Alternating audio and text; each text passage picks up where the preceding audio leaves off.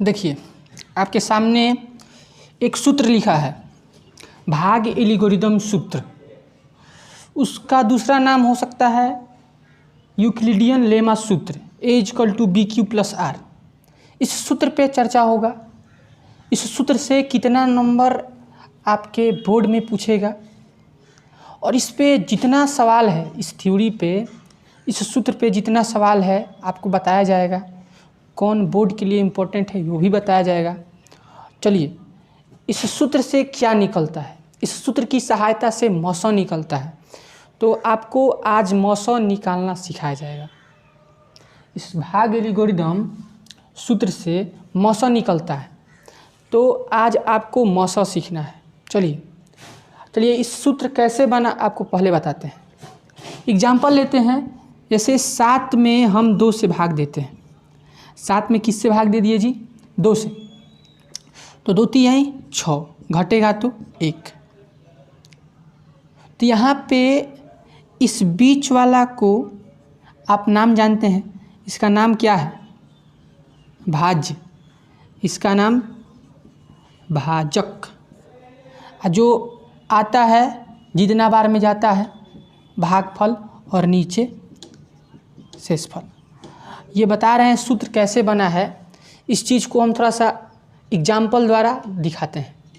तो हम 7 में 2 से भाग दिए तो भागफल कितना आया? 3 और शेषफल कितना आया? 1। तो यहाँ से आप एक चीज़ देख रहे हैं, कि जो बीच वाला जो भाज्य है, जो 7 है, वो फर्स्ट और लास्ट मतलब भाजक और भागफल और नीचे वाला शेषफल के जोगफल के क्या है? बराबर है। तो 3 6 प्लस 1 7 बराबर 7। मतलब आप देख रहे हैं कि जो बीच वाला संख्या है वो कैसे आ रहा है। तो पहला में और अंत में गुना कर रहे हैं और नीचे वाला जोड़ रहे हैं। तो और एग्जाम्पल लेते हैं एक, जैसे आप ले लीजिए 15 और इसमें 7 से भाग दीजिए।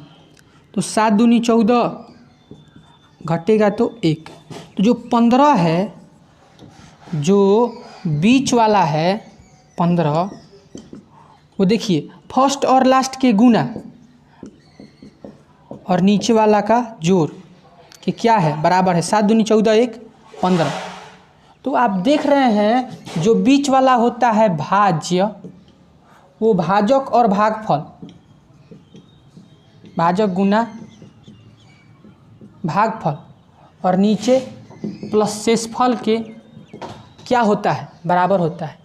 जो भाज्य होता है वो भाजक और भागफल के गुना और प्लस शेषफल के क्या होता है? बराबर होता है।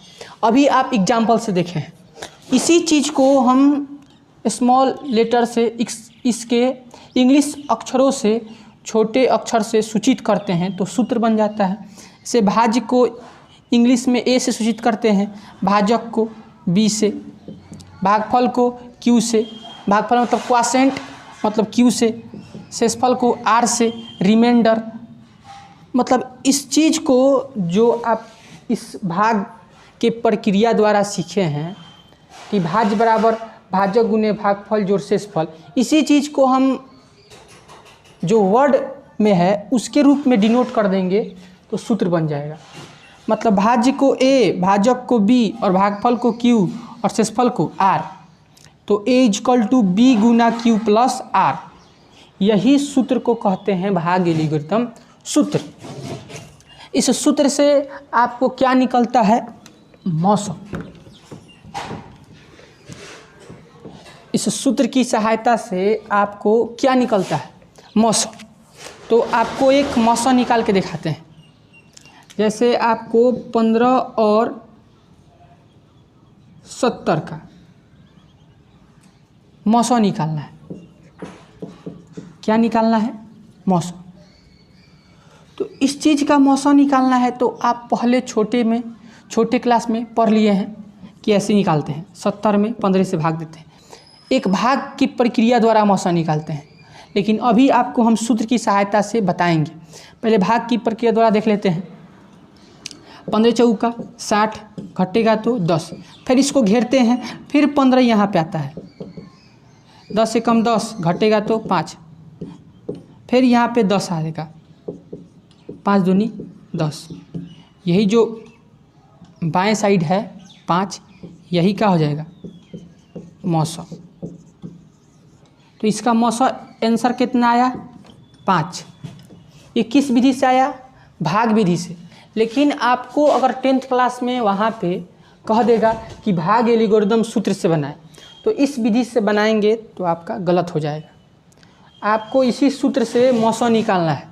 चलिए इस सूत्र की सहायता से आपको मौसा निकालते हैं, उसका भी आंसर कितना आएगा, 5। चलिए दिखाते हैं आपको। इसे सूत्र लिखते हैं A=BQ + R। तो बताइए किसका किसका मौसा निकालना है, 15 और 70 का।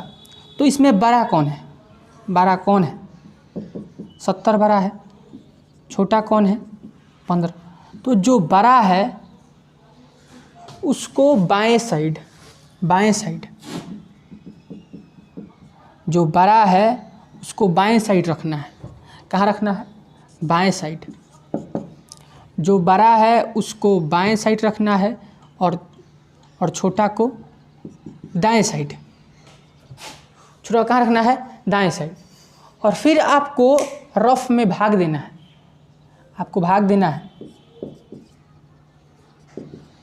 15 चौका 60, घटेगा तो 10। तो आपको भागफल कितना आया, 4। तो भागफल 4 आया, तो भागफल मतलब क्या होता है, Q। तो Q का मान कितना आया, 4। और शेषफल कितना आया, 10। तो शेषफल मतलब क्या होता है, R।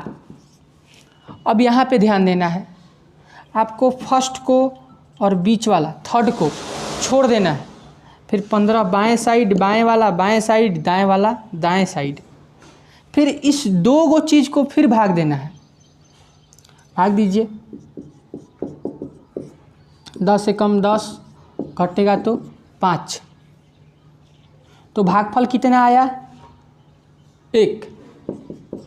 और शेषफल कितना आया, 5। फिर फर्स्ट और थर्ड को छोड़ देना है, यहाँ पे 10 आ जाएगा, यहाँ पे 5, 5 दूनी 10। शेषफल क्या आ गया, 0। जब शेषफल 0 आएगा, बराबर के बगल वाला मौसा कहलाएगा। देखिए भाग के प्रक्रिया से भी 5 आंसर आया, और भाग एल्गोरिदम सूत्र से भी कितना आया, 5। तो ये इम्पोर्टेंट है, इस विधि से आपको मौसा निकालना सीख जाना है। चलिए इतना बात समझ में आया।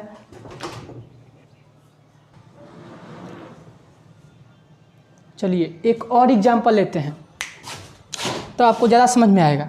एक और एग्जाम्पल लेते हैं, जैसे आपको ले लेते हैं 2 और 17। इस दोनों का मौसा निकालना है, तो हमको किस सूत्र से निकालना है, भाग एल्गोरिदम सूत्र से। बोलिए इसमें बड़ा कौन है, 17। तो बड़ा को कहाँ रखना है, बाएं रखना है, बाएं। तो बाएं रखिए, और छोटा को दाएं।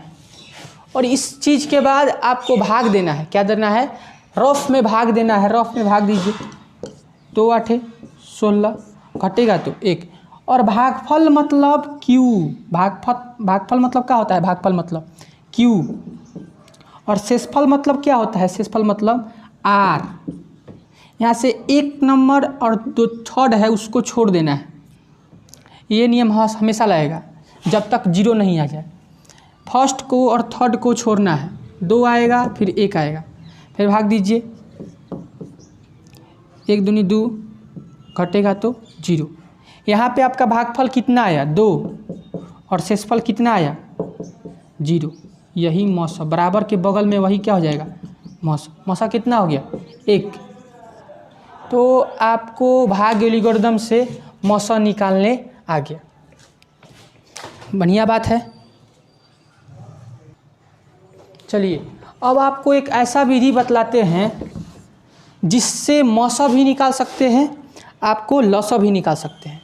भाग एल्गोरिदम सूत्र से केवल मौसा ही निकाल सकते हैं, लेकिन जो अभी हम विधि बताने वाले हैं उस विधि से मौसा और लौसा दोनों निकाल लेंगे आप। और हर एक साल इससे आपको 2 नंबर का क्वेश्चन मिलता है बोर्ड में। आपको हर एक साल इस चीज़ से क्वेश्चन पूछेगा। मतलब अभाज्य गुणनखंड या अंक गणित के मूलभूत प्रमेय से मौसौ और लसौ दोनों निकाला जा सकता है और ये चीज़ पूछता है। तो इस चीज़ का जानकारी लेना है बढ़िया से कि इस प्रमेय द्वारा, अंक गणित के मूलभूत प्रमेय द्वारा आपको मौसौ और लसौ दोनों निकालना है। तो कैसे निकलता है अभी बताते हैं। चलिए बोर्ड पे जैसे आपको एग्जाम्पल ले लेते हैं, 6 और 15 ले लेते हैं। इस दो संख्या का आपको अंक गणित के मूलभूत प्रमेय से, इसका दूसरा नाम है अभाज्य गुणनखंड। तो इस विधि से आप इस 6 और 15 का मौसौ भी निकालना है और क्या निकालना है, लसौ भी।